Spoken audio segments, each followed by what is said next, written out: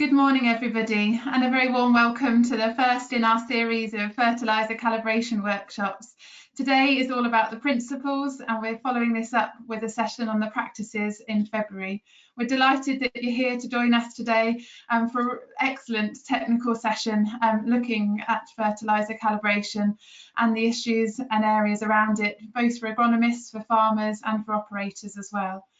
I'm Teresa Meadows, Knowledge Exchange Manager for AHDB covering East Anglia, but this is very much a session available to all sectors and across the country nationally. I'm really pleased to be joined today by Nigel Simpson from Catchment Sensitive Farming, and today is being run in collaboration with Catchment Sensitive Farming. And our main speaker today, Dr. Ian Richards, who's going to be talking us through the content. So just before we start, just to run through a few areas of housekeeping. You're all on mute and we can't see you or hear you sadly, but you very much can get in touch with us. On the grey panel on the side of your screen, there's a box and you can type any questions, any kind of technical issues you have in there. We've got our fantastic host behind the scenes, Christian, that can answer any questions you've got. Please do feel free to use that to talk to us. I can see that, and then I can pose any questions to Nigel and to Ian as we go through. We're scheduled to be here today until 10 o'clock, and this session is being recorded. So if you need to go before that and want to catch up on it or want to look back on the session, then you can do that.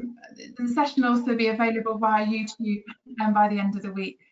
If you are on Twitter and want to follow up with anything, please do follow us using those Twitter handles as well.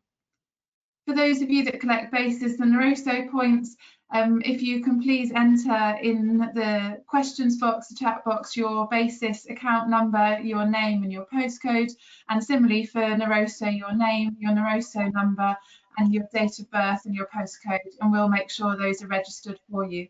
If you're watching this back, please also send those to me via my email, so teresa.meadows@ahdb.org.uk, and we'll make sure you're registered for those as well.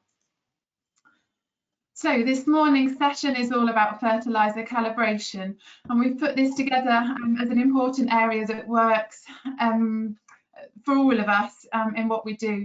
An important area to make sure the crops that you're growing, whether they be arable, root crops, grassland, is grown in the most productive way that you can, and ensuring that productivity is met in terms of yield, in terms of your net margins, the fertilizer is used efficiently, and that benefits the environment as well. So Ian's going to talk us through the principles today, the rules and regulations behind that, and the things that we need to know in terms of the environment, the costs and the practical application of that. And then we're going to follow that up with a session linked with Trevor Johnson and Ian Foreman on the 3rd of February, with very much a look at how that works in practice as an operator. So the format for the session today is that Nigel and I are soon going to hand over to Ian. Ian's then going to talk you through the technical content and his content. Ian's got about 40 minutes of presentation, and we're going to run through that and then have questions afterwards. We've got time for questions, and I'd say please do pop them in the chat box as we go, and Nigel and I will ask Ian, and we can have a session at the end to do that. And then we'll close with some additional work on the advice that's available through Catchment Sensitive Farming and finish for 10 o'clock. So just to give us an idea of who we've got attending today, we're just going to do a couple of polls. Christian, I wonder if you'd be able to launch the first one for us. So if you're able to select on your screen, you have to click the button on your screen and just let us know if you're a farmer, if you're an advisor, or if you're an operator. We'll give you a couple of minutes to do that. So if you click on the screen and then press submit, we'll be able to see. So we've got 80% of you voted, so you're well with it on this Wednesday morning. So Christian, if you'd like to display the results, please. So we've got 51% of you as an advisor, 44% of you as a farmer, and we've got some operators with us as well. So welcome everybody, and Ian will reflect in his presentation as we go through the balance of what you need to know as a farmer and advisor, and today is very much for both of you. So welcome everybody this morning, and just similarly, we're just interested to know what you're using your fertiliser calibration for. So would you normally spread fertiliser on arable land, on grassland, or on both?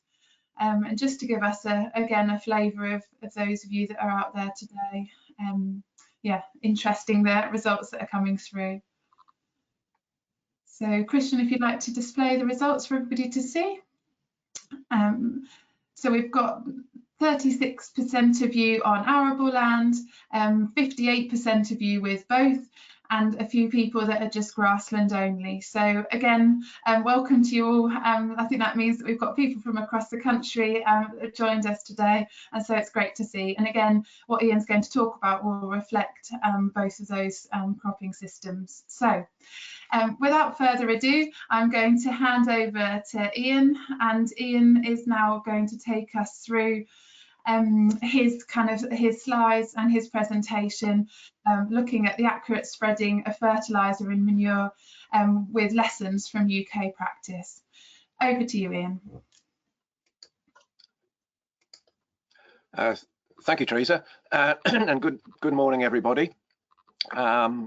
Yes, accurate spreading of fertilisers and manures. We've got quite a lot to get through today, so I'm going to crack on without too much messing about. First of all, a few general comments.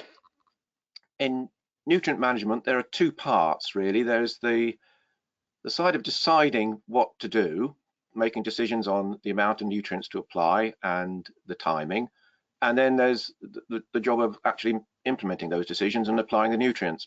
Now, a lot of work and effort, quite rightly, goes into deciding on how many on the amount of nutrients to apply. We have recommendation systems, research-based recommendation systems like RB209, decision support tools, advisors, a lot of work going on there, quite rightly.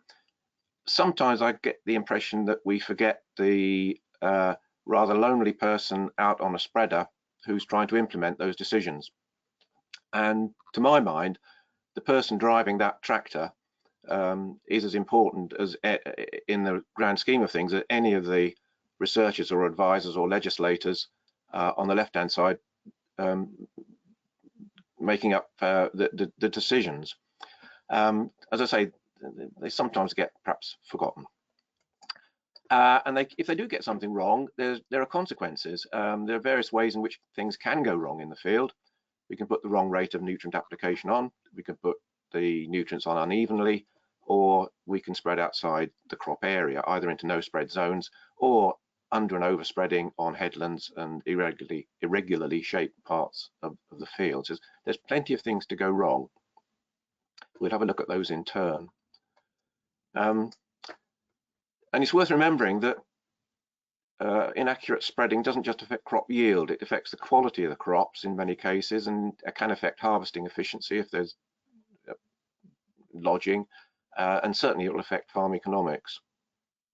And there's also compliance with environmental regulations and codes to consider, because it now is a requirement that fertilizers are applied accurately. NVZ rules, which have been around for some time, have always said that nitrogen fertilizer must be spread in as accurate manner as possible. But in England, we've now got farming rules for water, which extend that a little bit to say that precautions will be taken to reduce the risk of leaching applying fertilizers, and examples include checking spreading equipment is calibrated and doesn't leak. So there are requirements, statutory requirements now for accuracy in spreading and care with the machinery. Now I'm going to talk about fertilizers first and then go on to manures, because the two things are a little bit different. And on the fertilizer side, I'm going to concentrate, because of the time available, on solid fertilizers, and again, mostly nitrogen. And first of all, what happens if you get the amount of nitrogen applied wrong. Now, this is an example for winter wheat where we've seen the effects of either applying 25 kilograms of N per hectare too high, above the optimum, or 25 kilograms too low. If you apply too high, in this case, the yield effect was a little bit of extra yield, 14 pounds a hectare, more spent on fertilizer, so that was 18 pounds down, and it ended up, the net effect was a £4 hectare reduction in margin. If you're 25 kilograms too low, you get a reduced yield, you save a bit on the fertilizer, but you still end up with a net reduction of £6 a hectare or thereabouts on margin. So there's significant effects. You start talking about a few hundred hectares and it soon mounts up. There are also cost implications of uneven spreading. Uneven spreading is normally expressed in terms of coefficient of variation, CV, which is expressed again as a percent. 0% is perfectly even spreading, no unevenness at all, not achievable in practice. 10% should be achievable in practice. 20% you start to see striping. 30% or above can occur in machines that are in for testing. And the sort of margin effects there are about £3 reduction against perfectly even spreading for the 10%, very quickly ramps up to 12 pound a hectare for 20% and 29 pounds a hectare for 30. So if you're up to 10%, you're okay. If you get above that, you start to see some significant yield losses, financial losses. And the effects are pretty apparent in the field. If you get the rate wrong, you get a susceptibility to lodging. You get striping. In this case, the disc speed was too low. And worst of worst, horror of horrors, if it happens on a field next to a road or near to an airfield, then it becomes public knowledge, and that really is a bit of an embarrassment. And it's also worth remembering that it isn't just yield that's affected by inaccurate spreading. Anything to do with a crop that varies with nitrogen supply will be affected by uneven or inaccurate application of nitrogen. So grain protein content, for instance, is one thing. Extractable sugar in sugar beet is another. Yeah, so there are 5 things that need to be done to ensure fertilizer is spread accurately. The fertilizer has to be of good quality. The spreader must be in good condition. It must be calibrated for rate. The spread pattern has to be checked and adjusted, and the spreader must be operated properly and under suitable conditions. We'll look at those in turn. Fertilizer quality is not so much of an issue now as it used to be. I remember some real horror stories when I started out. You don't seem to see that now. This is a good quality TSP, granular TSP, 2 to 4 millimeter particle size, no dust, no lumps, free flowing, a good product. Blends do get a bad press now and then on spreading. In my experience, if the particles are pretty well matched in terms of weight and size, blends will spread perfectly well. If you get a bad blend, if you get a really rough blend, of course you might have segregation problems, but a well-made and well-constructed blend should spread perfectly well. Where you do get problems, it's usually a damaged bag, and that's the sort of thing you get. The corner of a bag, bottom of a bag gets punctured, and moisture gets in, and you get obviously damage to the fertilizer. So the things to look for in terms of physical quality: consistency in particle size range, weight, shape, and surface characteristics. They don't need to be of any particular value, those things, within reason, as long as they're consistent, because you can always adjust and set the machine accordingly. You do want a high particle strength, 2 kilograms for a compound, 2 kilograms or above, a bit less for prilled nitrogen, to stop shatter on spreading. And you obviously want the minimum possible dust, fines, caking, and lumps. The spreader has to be in good order, needless to say, particularly the veins. These can get quite badly eroded on the inner surface. By and large, machines, I think, are looked after a bit better now than they used to be, probably because they cost a lot more. And again, I can remember some real horror stories. I remember seeing a set of veins replaced by angle iron once. but you don't see that anymore. Thank goodness. The machine has to be calibrated for rate, and that's usually easily accomplished indoors using the kit supplied by the manufacturer, or a collection, means of collecting material at the bottom of the hopper, or in some machines now with weigh cells, it's conducted continuously in the field. So rate of application in spring, every time the fertilizer type changes, it's not a big issue. Tray testing is important because it is important to get the spread pattern uniform. It doesn't matter if it's a modern machine with all the bells and whistles and sensors and everything else, it still pays to have the machine tray tested. It's done in the field, can be done in the field. I'm sure most of you will have seen it done. The implications of getting it wrong, the financial implications are, as I mentioned earlier, quite significant. It's possible to calculate the financial effect of different CVs for a particular circumstance. This was a field of wheat, and you can see the loss here. Where you're about 10%, the loss is about 3 to 4 pounds a hectare against perfectly even spreading. If you're 20-25, it's about 20 pounds a hectare. So say you've got 15 pounds a hectare there, 100 hectares a week, that's 1,500 pounds straight off the bottom line. It's well worth getting that sorted and making sure it's right. And the cost isn't huge. Tray testing is not something for the amateur. If you get professional tray testing done, it's about £250 a machine. If you improve the CV from 30% to 10%, say, you would be improving the margin by around £25 a hectare in wheat.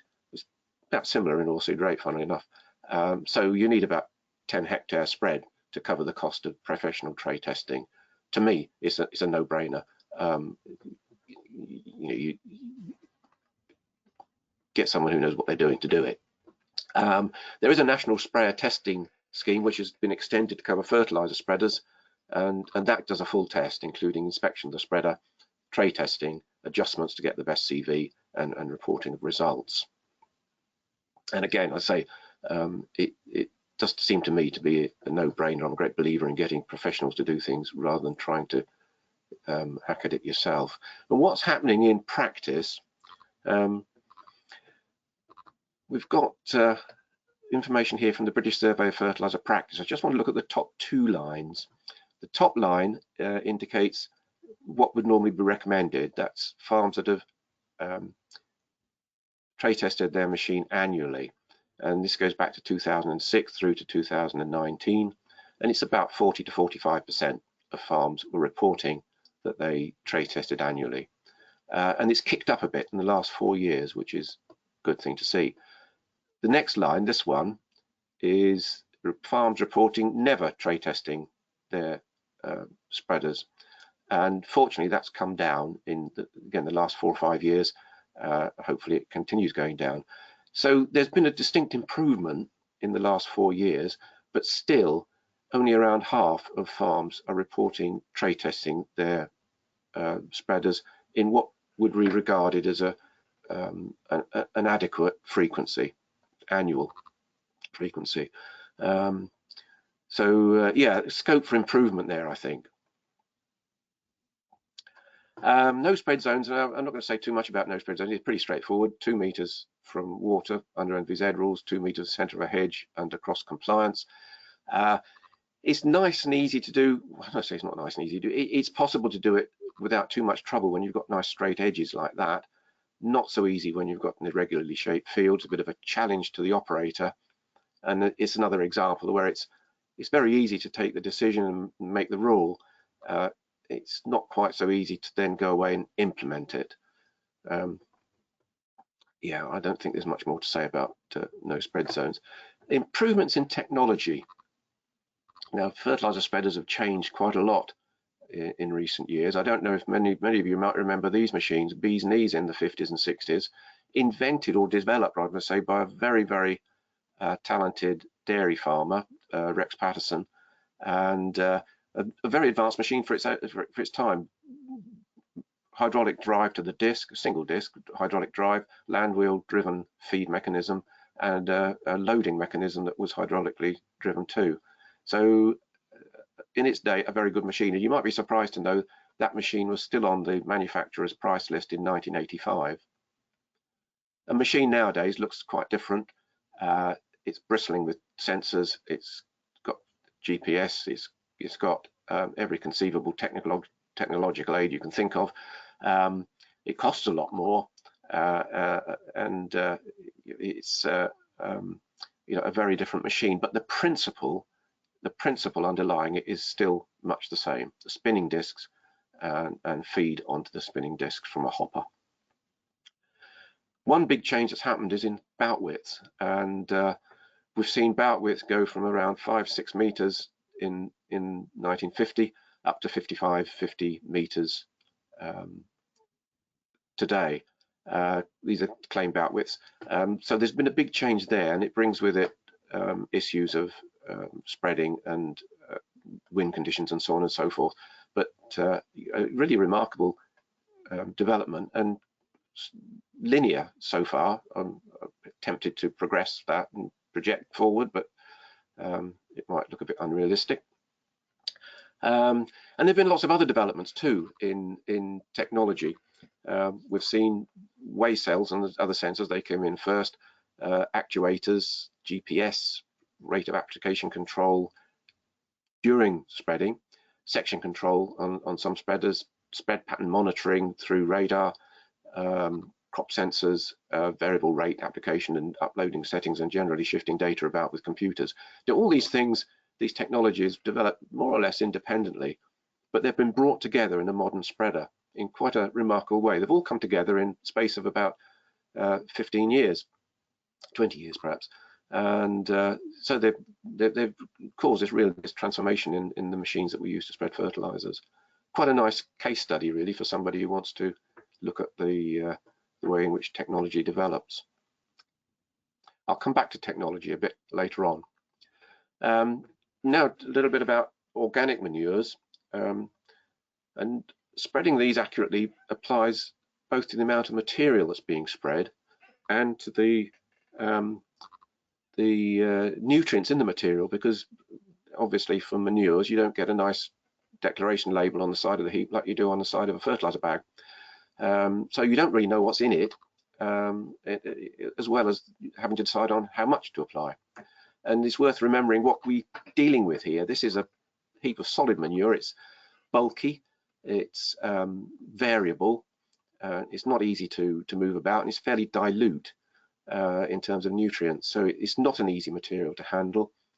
Slurry, at least you can pump it, but it's not always a completely homogeneous liquid, and it has its issues too. So we're dealing with difficult materials. They're not like fertilizers. They're not easy to handle. They're quite difficult, and it's probably why in the survey fertilizer practice, around 30% of farmers in Great Britain reported using contractors to spread their manure, and around 30% of the manure that was spread by contractor. Yeah. So 4 things to get right if manure is to be spread accurately. The nutrient concentration in the manure must be estimated or measured. The spreader has to be in good condition, obviously. The forward speed, rate of discharge and bout width have to be set to achieve the intended rate of application, and loss of nitrogen has to be minimized, because that loss of nitrogen is not entirely predictable, and any loss means that there's an uncertainty introduced into how much nitrogen, effective nitrogen, has been applied. So that needs to be minimized. Now, nutrient concentrations, there are 2 ways of doing this. You can use standard tables like those in RB 209. They're pretty good on average. They work for if you've got a large number of instances, they work very well. Obviously they're typical figures. They're not necessarily applied to any particular heap with great accuracy. So if you want to go to a heap like that and get a nutrient content concentration in it that's specific to that heap, you really need to go to sampling and laboratory analysis, and easier said than done. Sampling a heap like that is not an easy matter. It is quite difficult, and there's guidance in RB 209. It's only worth sampling and doing analysis if you're prepared to get that sample as representative as possible of the heap. There's no point in taking the odd piece of manure from here, there, and everywhere. It's got to be done properly, but it will give a result specific to that heap. So what's happening? What's actually happening? Well, this is DEFRA's Farm Practices Survey results from 2020, and it applies to England, farms in England. And if you look at the column on the right-hand side, you see that 14% of farms in total had reported using sampling and lab analysis. 4% were testing on farm using equipment presumably for available nitrogen in slurry. 36% were using published tables, and 49% weren't doing anything. Now the 14% is quite good. The things that disappoint me are the 36% here and the 49% here. These really are pretty disappointing figures. Just to check things, I timed myself yesterday getting I just chose pig slurry as an example. I wanted to know the available nitrogen, the total nitrogen, the available and total phosphate and potash in that pig slurry, using tables in RB 209, which I've got to hand. I've got the RB 209 to hand, admittedly, but from picking the book up to getting the numbers, writing them down, it took 45 seconds. Now, admittedly, I do know my way around RB 209, so I knew which section to go to, but looking at the tables, I still had to find the right page, the right table, etc., etc. 45 seconds to do that job. It's you know, I'm going to say time well spent. It's hardly any time well spent, and that 49 really ought to be close to 0, and that 36 ought to be close to 80. Rate of application, beg your pardon, rate of application depends on discharge rate, bout width, and forward speed. And looking at those in turn, discharge rate depends on calibration in some way. You have to get some idea of how much manure is coming out of the spreader. Farm Practices Survey looked at the number of farms, the percentage of farms that spread manure, and how often they calibrated their manure spreaders. Top line is the one to look at. This one here, these are the ones who never reported never calibrating their manure spreaders. It's about 50%, about half. It's come down a bit from 60% to 50%, still 50%. And those who do it every year or when the manure changes are down here around 20%. So there's a good number of people doing it, but there's still a lot of people yet to start. And that 50 again should be increased. There's a bit of a job to be done there, I think. Bout width, excuse me, bout width for trailing hose, trailing shoe and injection machines is pretty easy. It's the boom width. For broadcast spreaders, it's about half the full spreading width. You can use tray testing to get, if you really want a pretty accurate answer, you can do a tray test to work out the best bout width of the machine. I've done it. I know it can be done. I did it with slurry. It must be 40 years ago. I still bear the scars. My recommendation would be, if you're thinking of doing it, get someone else to do it. It's a filthy, mucky job, but it can be done. Now, ammonia loss. This is to be minimized to reduce the uncertainty in the amount of nitrogen being applied. Various ways of doing it. Rapid incorporation will reduce losses by about 40 to 70%, shallow injection by about 70%, trailing hose, trailing shoe by around 30%. You'll see various exercises have been done to work out these percentages. You'll see various numbers quoted, but they're all about that same sort of level, between 30 and 70% reduction from using those techniques. So what's actually happening? Well,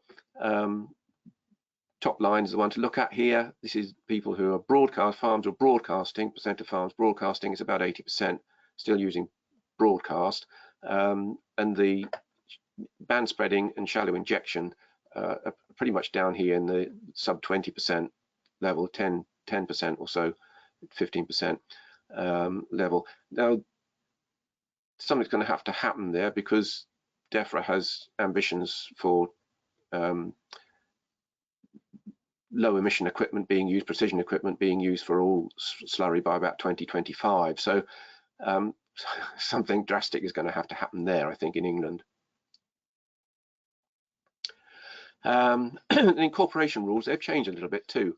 NVZ guidance is 24 hours for high readily available nitrogen manures, or FYM if it's within 50 meters of water. Yes, similar in Scotland. Farming rules for water in England have brought that down to 12 hours. The COGAP, the Code of Good Agricultural Practice for Reducing Ammonia Emissions, 12 hours. I think the same in Scotland. And protecting our water, soil and air, the Code of Practice, published some years ago, that had 6 hours for slurry, in fact, and 24 hours for solid manures. The key change for England is that the 24 hours in NVZs have been brought down to 12 hours in farming rules for water. So improvements in technology in spreaders. Well, on the solid manure side, turn of the century, not last turn of the century, the turn of the century before, about 1900, this sort of machine was being used. Principles still much the same. Machine's a lot bigger, it's a lot more efficient, and so on. But the basic principle is the same. You have a large container and you spread the slurry, the solid manure out of the back or out of the side. Big changes in slurry. That photograph was taken in the 1970s. It wasn't even good practice then, but yeah, 1970s. Today it looks much more like that. Large contractor spreading machine, injecting, and so on. So there's been big changes in spreader technology in the last 30, 40 years. We've seen weigh cells come in, flow meters, rate control systems, GPS and maps, variable rate application on some machines, section control on some slurry spreaders now, and nutrient monitoring during spreading for slurry. So as NIR, near infrared monitoring of the nutrient concentrations in the slurry as it's being spread. So there's been, again, quite a lot of development on technology. So can we leave it all to technology? That's the question. Can we leave it all? And I think the key word there is all. I've reduced myself to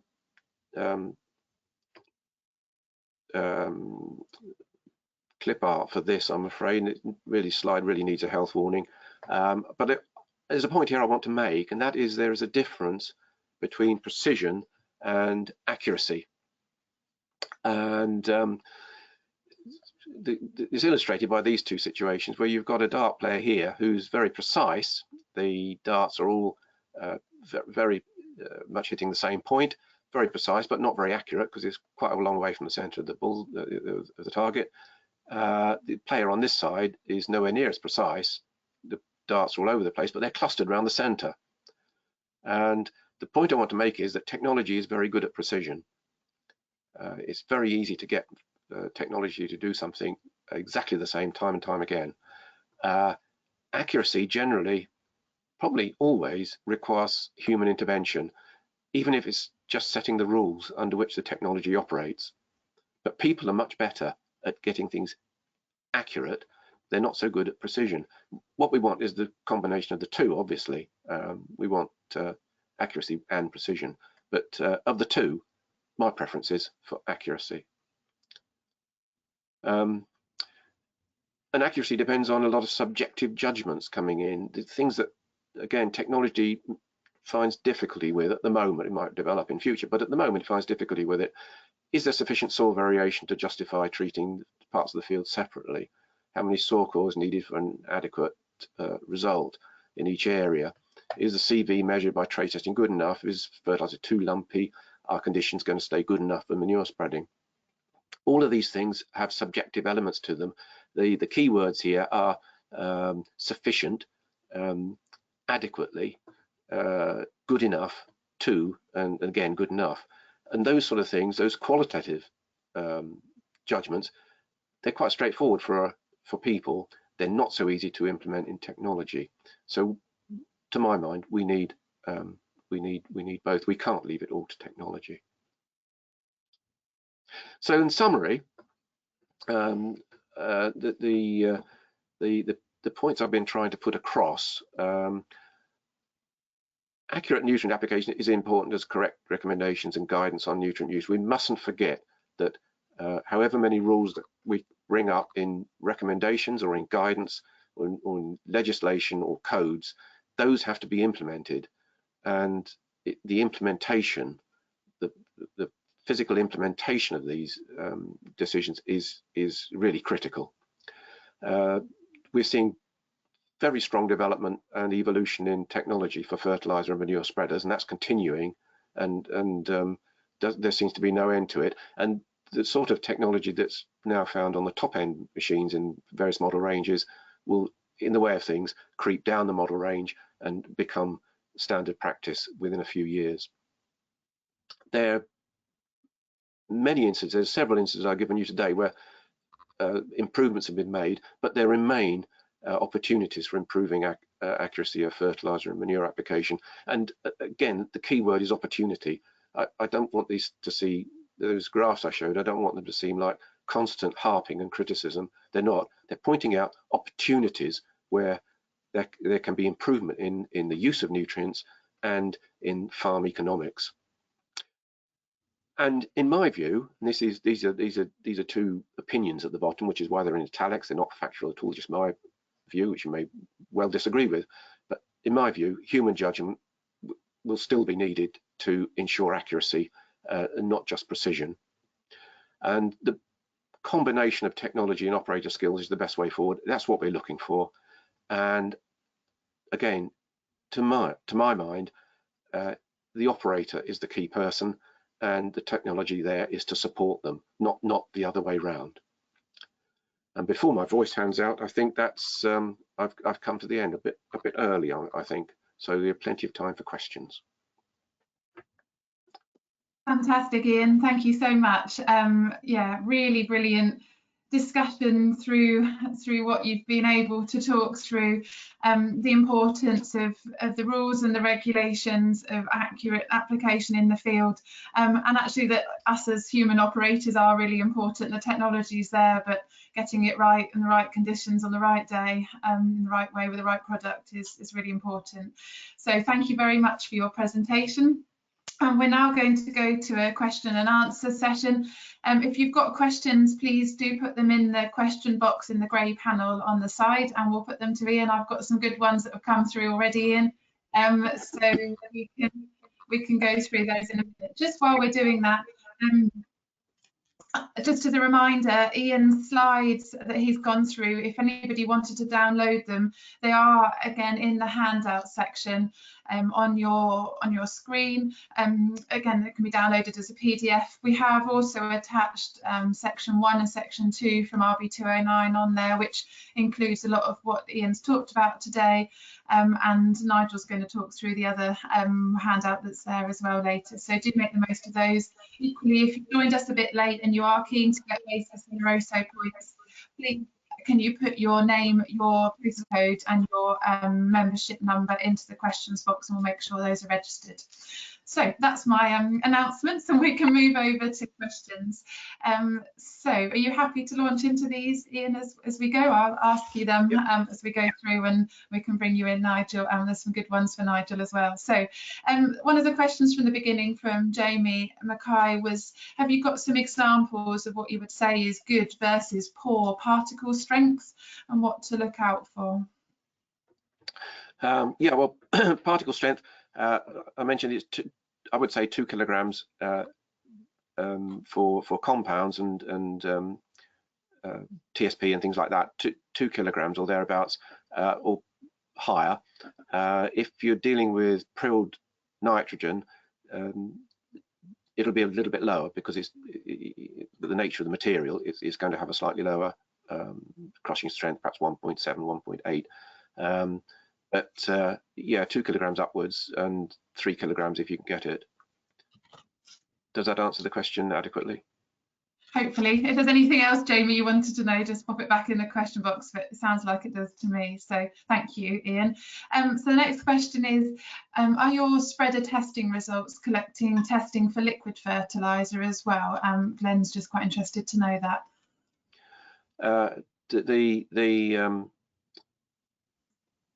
Was that the survey data, or I'm not quite sure which data?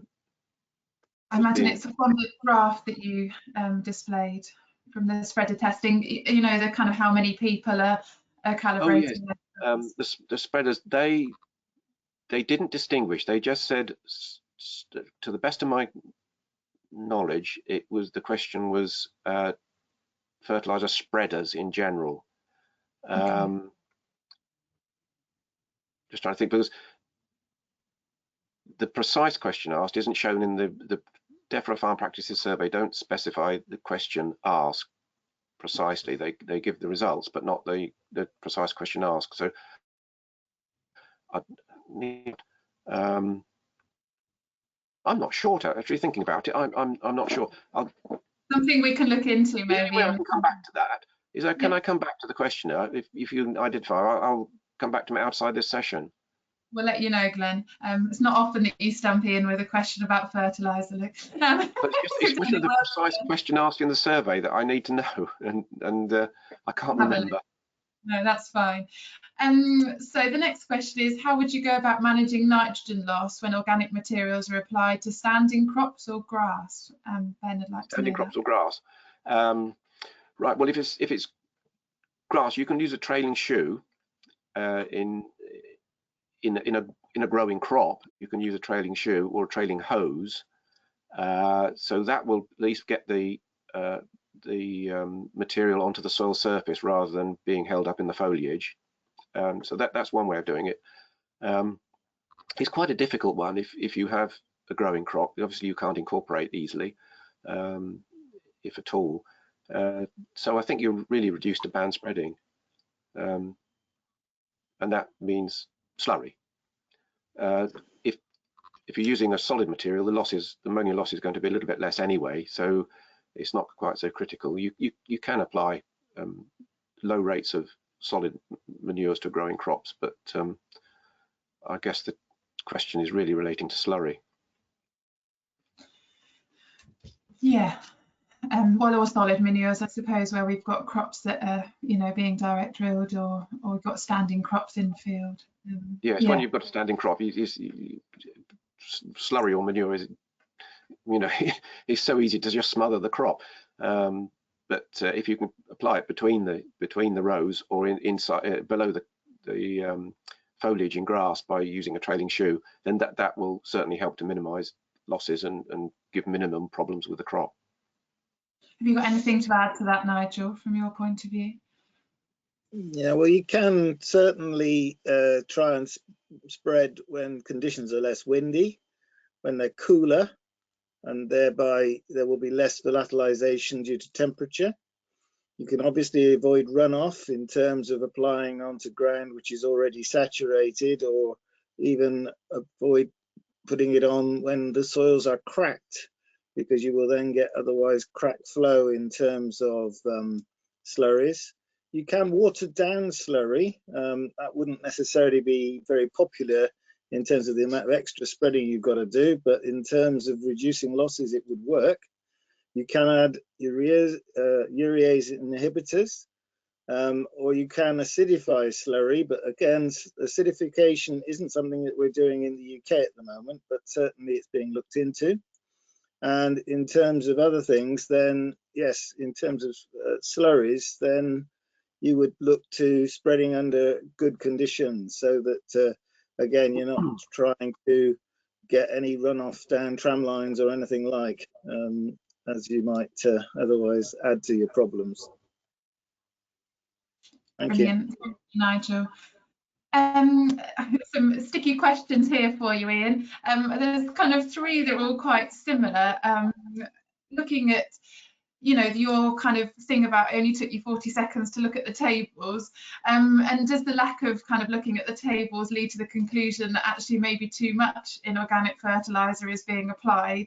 You know, and that kind of question about, are farmers resistant to calibrating, you know, why are farmers resistant to calibrating kind of spreaders? Is it cost, or is it the trust in the accuracy from doing it? So, you know, there's a couple of similar questions in there. Was it inorganic or organic? That first part of the question, was it inorganic or inorganic? Inorganic. I don't know why there's resistance to calibrating machines. It is a cost. I mean, there's no two ways about that. It's either a cost in time or it's a cost in money to pay someone else to do it. But the cost is relatively small. To do it yourself, to calibrate a machine just for rate of application is not a difficult thing. But to do tray testing is quite an operation. You know, an amateur can't do it. You've got to be professional in the way you do it. And to spend £250 to get a machine properly calibrated for both rate and tray tested, and the machinery checked over and put to rights where it needs it, £250. Calculate the amount of fertilizer that goes through that machine in a year and the value of that fertilizer, and then calculate the value of the extra yield that's produced using that fertilizer, and you can calculate in rough terms the application of nitrogen to an optimum level will roughly double the yield of the crop. You do those sums, you can do them on the back of a fag packet, and you'll find that that £250 is swamped by the potential loss of value either of fertilizer or of the crop. It's absolutely swamped. To me, as I say, it's a no-brainer. If I had that machine, it'd be like getting a car serviced every year. You just get it done, and the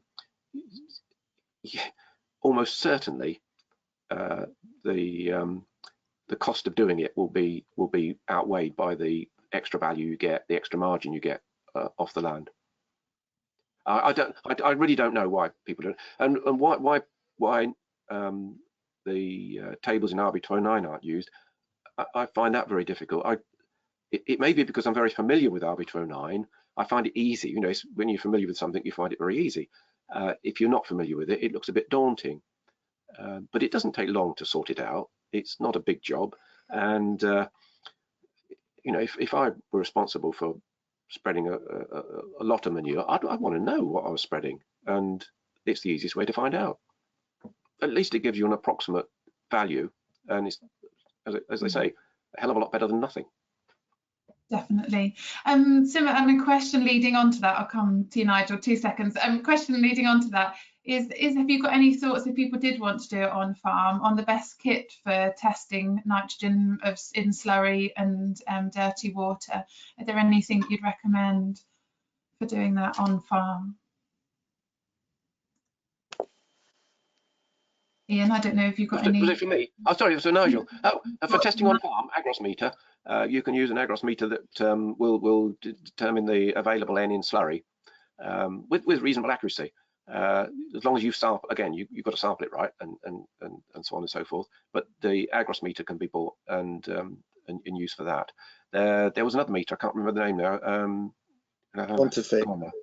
Yeah, that's right. That's right. I haven't been able to find a supply of that. I'm not sure that's still around, is it? I don't know, Nigel. Do you know? Yeah, it is. Yeah, the Quantifix volumeter, and they also sell with it a hygrometer, which also measures the density of your slurry as well. I haven't come across those on for a long time, and I did look around for it. It used to be somewhere down in the southwest that sold them, that distributed them. That's right. There's quite a good question here from Joe, which I imagine many of our audience will be looking at, which I don't know if either of you have got any thoughts on. So Joe says, a bit left field, but advice welcome. And this is, I think, it's a very true situation for a lot of people. So with very few seed beds rolled this autumn and next spring, I'm switching to liquid fertilizer on a lot of land. He says, do I dare roll land to be treated with liquid fertilizer? or roll land after application, and what gap to avoid damage to the crop in both situations, given of course the harshness of liquid compared to solid N. So any kind of, I know it's a really real situation out there for a lot of people that haven't managed to roll. Any thoughts from either of you on that one? It's not something I've come across myself, and it's one of those things that you know, you won't find anything published about it, I doubt. You have to experience it to find out, and unfortunately I haven't got any experience of that. The difference between liquids and solids after application is often exaggerated, I think. Solids, particularly nitrogen, will actually dissolve very, very quickly indeed. They'll pick up moisture from the atmosphere if there isn't any in the soil, or a lot in the soil, and they will dissolve quite quickly. So there isn't a huge difference between the two, but I haven't got the personal experience of rolling close to liquid fertilizer application, UAN or whatever application, to be able to answer that question properly. I don't know if you have, Nigel. Well, certainly we did some trials in ADAS to look at the effect of rolling, and you must do it before growth stage 30. Otherwise, you do suffer yield losses if you do it later. You also should apply any fertilizers or sprays avoiding frost, because you end up with lower relative humidity and therefore quick evaporation, and you will de-wax the cuticle of leaves, and therefore you will increase frost kill or frost damage. In terms of the interval between spreading and actual rolling, no, I don't think we've got a straight answer to that, but I would suggest 2 weeks would be a sort of suitable interval because of this damage to the cuticle and the need to allow for re-waxing of leaves. But then that will depend on temperature and conditions, so it's not a straight answer, I'm afraid. Okay, thank you. Just a quick question, going back to the testing kit. Someone's asked about organic manure testing kits as well. Is there something similar for organic manure that either of you would recommend? In solid manures? Yeah. For solid manure, is this? Yeah. Well, I don't know one that would work with FYM. Do you, Nigel? yeah, you can use plastic sheets and or trays, bigger trays, maybe like a tomato sort of planter, you know, you grow bag tray. We've done that at Normac, which is a local sort of farm machinery demonstration. Trevor from A-Care Services, who's running the next session on February the 3rd, he actually sells the kits both for tray testing and if you wanted to adapt it for manures. The trade test kits cost about £1,000. He's got a price list and you can ask him for that if you wish to do it yourself. And certainly you could adapt and or use obviously something to weigh the manures so that you can actually look at the spread. And going back to that earlier question, sorry, I misunderstood. I thought it was a question about the equivalent of the Agros meter. I didn't realize it was tray testing. No, you can use a standard tray test if you want to. Take the eggshell, you know, the dividers out and use. In fact, when I did slurry, what we used then was, and this will take you back, ADF containers sawn in half, and use those as the trays, and they have a particular size, and you calculated from those, and those work. The thing is, everything gets so absolutely filthy and covered in slurry or FYM or whatever. You just want something you can throw away afterwards, really, including your clothes. I think the question was probably about the kits, but you know, it's good discussion. And like you say, Trevor's going to be talking a lot more about that as we go. Well, yeah, calibration, fertilizer calibration in the next session. And we've got quite a few questions here about incorporation. If you're direct drilling, what would count as incorporation of manures? I know that's quite a common question we get asked. Difficult one, Ian. Do you want to cover that one? Not really. No. I'm not quite sure what you would, if you were, what you would regard as incorporation. If you're incorporating, if you're putting the manure on well before your direct drilling, No, let me think. No, I'm not sure. What about very quickly, direct drilling would become not direct drilling. Incorporation and direct drilling really don't go together, do they? I mean, you either incorporate by mixing it in the soil, or you direct drill straight into the the stubble. So the two don't really go together. Have you had any experience with shallow injection in fix that? Have you had any experience with shallow injection in no-till land, Ian, as well? Shallow injection on no-till land? No, I haven't. Again, I guess the questions are coming up because they're the questions that are rather unusual situations, and that is one I haven't come across. I don't see why you shouldn't be able to inject into min-till land. Just trying to think how easy it would be. It wouldn't be straightforward, I think, but I guess it could be done.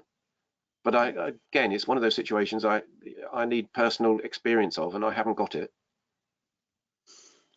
There is a useful program that ADAS sort of did for DEFRA called Mana NPK, and you can look at the different losses if you do incorporate your manures and slurries in comparison with broad spreading or broadcasting. So that's well worth looking at in terms of trying to see the losses are minimized. Lovely. And Andrew Russell's also said there are exemptions for no-till incorporation in the new clean air strategy as well. So hopefully that will kind of come forward in policy as well.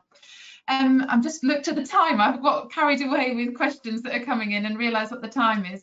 I've got a couple of questions just looking forward to the future, and maybe I ask you both those for now, and then we'll round up where we are.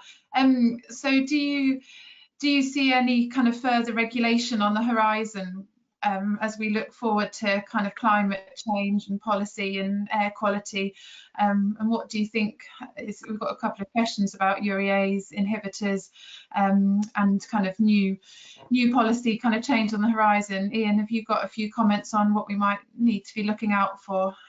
Well, yeah, we've got the consultation on urea going through at the moment, and that will come to a conclusion next year, I guess. So that's being dealt with. The other two areas that have been pointed towards on the ammonia front and air quality front to do with agriculture are, well, two of them are covering of slurry storage, either lagoons or tanks, and that's likely to be coming in the mid 2020s as a requirement. And the move from broadcast splash plate through to low emission equipment or low emission systems, which will come through in about 2025. We're only looking at sort of 4 or 5 years ahead. So those big change in that graph I showed, where we saw the number of people, number of farms still using broadcast against the number using injection or trailing hose, trailing shoe, that graph's going to change an awful lot in the next 5 years if things go as planned. So yes, there'll be big developments there. The interesting thing will be to see how you ramp up low emission spreading equipment onto a vast scale very, very quickly indeed. That will be quite an interesting process to look at. And on the other general front, sort of regulations on nitrogen use and so on, I would expect to continue into the future. I know things like NVZs and farming rules for water, I would have thought would be here to stay. Whether they'll develop and may become more onerous or not, I don't know, but I guess they'll be here to stay. Thank you, Nigel. I think we'll carry on. There are some other questions that are kind of more specific ones to people's situations, and I think I might ask Ian whether you'd be happy to have a look at those after the session, and maybe we come back people with the answers to those. So thank you very much, everybody. Some great questions, some good discussion going on in the chat as well. So we'll pick up on those and go forward. But hopefully that's given you a good overview of the principles that are behind fertiliser calibration, and then many of the questions about specifically the kind of practice and what you should be doing as an operator. We'll definitely be picking up with Trevor on the 3rd of February. So if we just kind of finish off the session this morning with a bit of further information, there are other resources available in terms of fertiliser. There's the Nutrient Management Guide RB209 available via the AHDB website. There's historical fertiliser prices if you're interested in that, AHDB published. Sajjad Darwan, our AHDB representative looking at crop nutrition, has got many of the links to the research projects and the research behind it as well. So plus Ian Richards, your fantastic kind of newsletter you do if you're a FACTS qualified advisor, and other kind of sources as well that are available out there. If there's anything that you want that you can't find, as always, please get in touch and I'll point you in the right direction. And similarly, there's advice available through Catchment Sensitive Farming. And Nigel, do you want to just talk through what that advice is? Brilliant. Yeah, thank you. Okay, well, thank you. I'm sorry I didn't introduce myself earlier. I'm a project manager for Catchment Sensitive Farming in East of England, and I work with a number of colleagues across the area, but we've got across England similar high water priority areas in which we work. And if you see the magic.gov.uk website, you can see where those areas for both training and grants apply. If you put in your postcode, then you can zoom in. We try to improve water quality, air quality, natural flood management and water resources. In water quality terms, we're trying to reduce the losses of nitrate and phosphates, which is relevant to today, but also elsewhere we might look at sediments, pesticides or fecal indicators, where it applies to bathing waters and so on.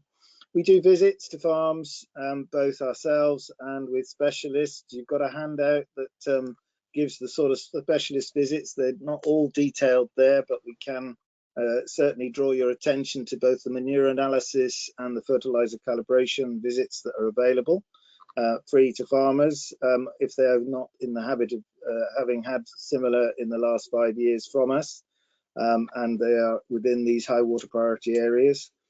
In terms of helping people with countryside stewardship, we have both water capital grants, and they can include the likes of covering slurry stores and manure stores, and also try to help you in terms of other innovation that will both improve your fertilizer and or manure use.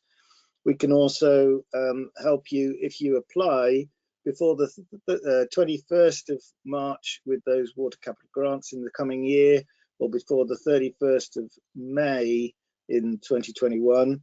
The actual deadlines for applications will be later than those, but you need to talk to your local catchment sensitive farming officer before that date if you're going to apply this coming year and get our help and support. We don't have a blueprint, we're not regulators, we're advisors, but please do talk to us if you've not already done so before. Many thanks. Fantastic, Nigel. Thank you so much. And I'd, commend everybody to go and talk to your local catchment sensitive farming officer if you've got one and you haven't already, because that help and that advice and the grants that are available really do make a difference for a lot of what Ian's talked about today. So it's been a pleasure to do this with you, Nigel, and yeah, hopefully you'll have a few more applications for those, I'm sure. So just to kind of finish off, I've still got a few people asking me about basis and eroso. If you'd like to claim your basis and eroso points, please do put them in the chat box and or send me an email with your details on my email address I'm just going to show now, and we can get those sorted for you. So I think all that leaves me to say is this session has been recorded. If you'd like to watch it back, it's there and available. It will be, you'll get an email with it later, and or it will be on YouTube by the end of the week. There'll be a survey that pops up when you leave today. If you could possibly answer it, that would be brilliant. If there is something that you want us to pick up in the fertiliser kind of calibration session we're going to do with Trevor in February about the practice, please do let us know and we can make sure we incorporate that into the session in February. My contact details are on there if you've got any other questions or things to follow up. And our next webinar, as we say in this series, is on Wednesday the 3rd of February at 9 o'clock, and you can book onto that via the website. It's been brilliant to have you all with us today. Thank you for all the questions and the engagement. A huge thank you to Ian for talking us through those details and picking it up and highlighting the key areas that we need to look at. I think there's kind of key things that stand out for me, that need for productivity, the need for calibration and checking, and that actually it's a benefit. That 10 hectares figure certainly stands out in my head, and that need for the human element of what we do, the technology there, but that accuracy versus precision is certainly something to take away. And thank you, Nigel, for joining us. So we look forward to seeing you in February. Have a good winter. Good luck with doing your nitrogen recommendations for the year using RB209, and we'll be here just before you get your fertiliser spreader out to have a think about your trade testing in February.